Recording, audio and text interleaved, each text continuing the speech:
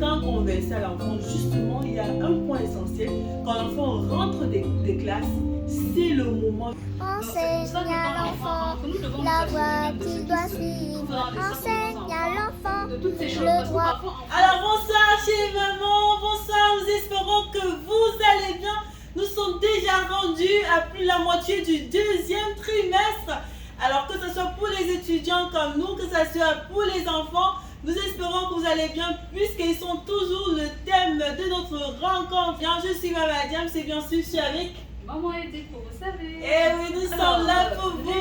Les amis, les chers abonnés, comme vous le savez, la dernière fois, nous avons commencé un sujet sur les compagnies des enfants et nous avons parlé des compagnies que nous pouvions contrôler. Alors aujourd'hui, nous allons principalement nous attarder sur celles que nous ne pouvons pas contrôler. Et oui, les mamans, les papas, on ne peut pas tout contrôler. Et alors aujourd'hui, nous allons nous intéresser principalement aux compagnies, c'est-à-dire aux fréquentations de nos enfants à l'extérieur de la maison.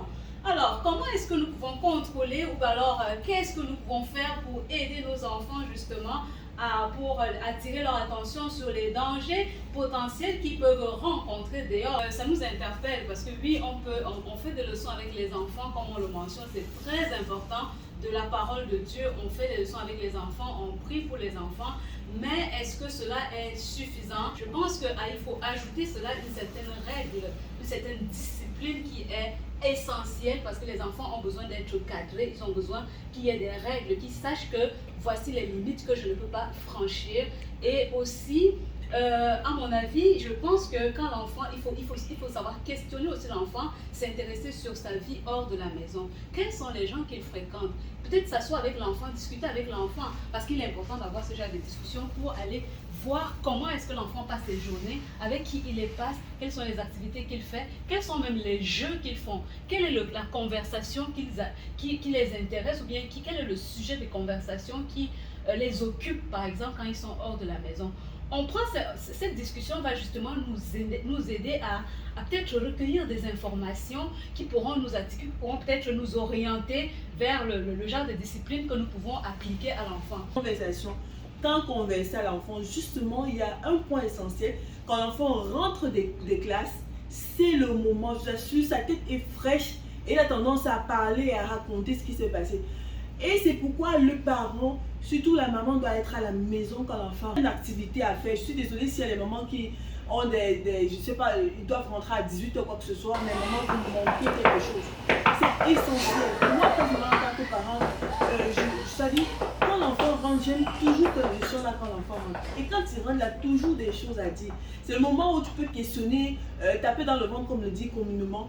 Et là, tu peux recueillir des informations vraiment très, très essentielles. Quand vous rentrez le soir, l'enfant a déjà peut-être mangé, les choses sont déjà passées dans sa tête et tout. Ça devient un peu beaucoup plus difficile pour l'enfant de pouvoir de se rappeler de certaines choses et tout.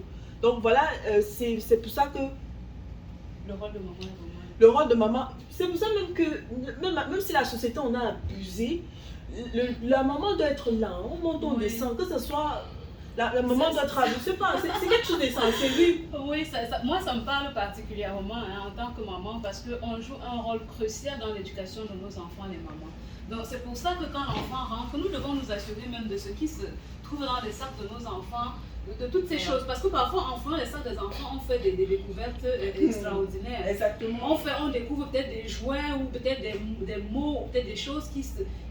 Tu te demandes, mais qu'est-ce qui se passe? Alors, c'est le moment de questionner l'enfant pour aller creuser, fouiller, chercher des informations qui vont nous aider justement à mieux les accompagner, à mieux les recadrer, autant pour moi. Donc, les mamans, on ne dit pas les papas, leur rôle est important, mais les mamans, vous jouez un rôle crucial dans l'éducation des enfants. Mais avant qu'on se quitte, nous vous présentons toujours un verset qui est dans le psaume 147, verset 13, je crois, je suis à la page. Mais dit, tu as la page 147, verset 13. Verset 13, ok. Oui. Alors, maman, placez-vous bien là, ensemble. Ok, je lis le verset 147, verset 13 qui dit, le chapitre 147, verset 13 qui dit, car il renforce les barres de tes portes Il bénit tes fils au milieu de toi. Eh oui. Car il renforce les barres de tes portes, il bénit tes fils au milieu de toi.